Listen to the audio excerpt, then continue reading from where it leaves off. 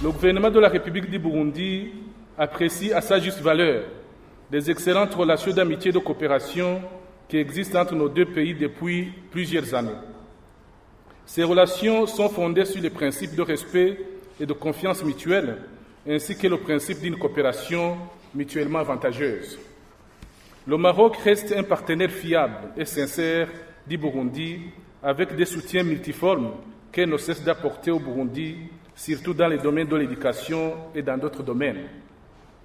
Beaucoup de dons ont été déjà accordés par le gouvernement marocain, sans oublier des visites entre les autorités des deux pays à tous les niveaux. À titre d'exemple, et sans être exhaustif, je citerai entre autres une offre annuelle de bourses d'études aux étudiants burundais depuis 2003 jusqu'à aujourd'hui et qui ne cesse d'augmenter au fil des ans. Nous invitons le Royaume du Maroc de revoir encore une fois à la hausse le quota de ces bourses octroyées au Burundi. Comme vous le savez, Monsieur l'ambassadeur, le directeur général, les retombées politico-diplomatiques de ces bourses à court, moyen et long terme sont partagées. Une fois de retour au Burundi après leur formation, les étudiants burundais diplômés des universités marocaines deviennent automatiquement des ambassadeurs du Royaume du Maroc au Burundi. Je citerai aussi un stage de formation au Maroc en matière du système de taxes sur les valeurs ajoutées TVA en faveur d'un groupe de cadres du ministère de l'économie, des finances et de la coopération au développement du 9 au 5 juin 2007. Un don par le Royaume du Maroc à la République du Burundi de 72 190 tolls d'une valeur globale d'$1 million américains, remis le 24 juin 2012 à son Excellence Monsieur le Président de la République du Burundi par l'ambassadeur du Royaume du Maroc auprès du Burundi avec résidence à Nairobi. Nous sommes également très reconnaissants du soutien du Royaume du Maroc dans le système des Nations Unies à New York et à Genève. Le Burundi se réjouit d'avoir ouvert sa mission avec résidence à Rabat. Nous remercions les autorités marocaines, et à commencer par Sa Majesté le roi Mohamed VI du Maroc pour avoir accepté et autorisé l'ouverture de cette mission, mais aussi pour les facilités qu'il accorde à la dite mission. Nous nous réjouissons aussi du projet du Royaume du Maroc d'ouvrir une mission diplomatique au Burundi avec résidence à Bujumbura en guise de réciprocité et du renforcement de la diplomatie de proximité. Cette mission diplomatique, comme vous le savez, Monsieur l'ambassadeur, directeur général, une fois fonctionnelle, servira de pont diplomatique entre nos deux pays directement et sans intermédiaire.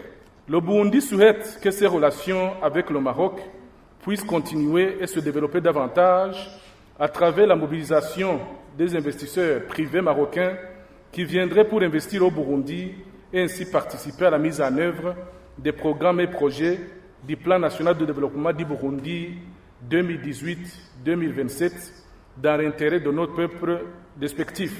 Nous sommes pour autant convaincus que votre gouvernement continuera à accompagner le Burundi dans ses efforts de développement socio-économique du pays. Et pour sa part, le gouvernement du Burundi offrira à ses investisseurs marocains de nombreux avantages et facilités prévus dans notre Code des investissements du Burundi, qui est un des codes les plus attrayants de la région.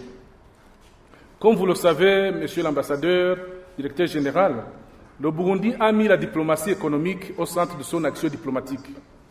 Cette nouvelle orientation diplomatique sera axée sur l'attrait des investissements, les échanges commerciaux, les transferts de technologies, le renforcement du capital humain dans les secteurs stimulant la croissance économique. Excellence, Monsieur l'ambassadeur, directeur général, sur le plan international, le Burundi salue le rôle important joué par le Royaume du Maroc sous le haut commandement de Sa Majesté Mohamed VI, roi du Maroc, dans la résolution pacifique des conflits, mais aussi dans la lutte contre le terrorisme dans le monde, les changements climatiques, la question de la migration internationale, la réforme du Conseil de sécurité et que sais-je encore. Le Burundi reste très disposé à coordonner ses positions avec le Royaume du Maroc pour affronter ces défis communs à l'humanité dans l'unisson d'approche et de vision. Je voudrais encore une fois réitérer la détermination du gouvernement du Burundi à travailler de concert avec les autorités marocaines pour développer davantage les relations d'amitié et de coopération entre nos deux pays. Sur ce, le Burundi gardera ses relations, voire va les cimenter davantage, ses relations diplomatiques et consulaires avec le Royaume du Maroc. Je saisis cette belle occasion pour vous demander de transmettre mes salutations et les vœux de nouvelles en 2021 à mon collègue, son Excellence Nasser Bourita, ministre des Affaires étrangères, de la coopération africaine et des Marocains de l'étranger, avec qui, comme vous le savez, j'entretiens des bons rapports aussi bien sur le plan personnel que sur le plan professionnel. Je vous souhaite donc un bon séjour dans notre pays et vous souhaite aussi un bon retour dans votre beau pays, le Maroc.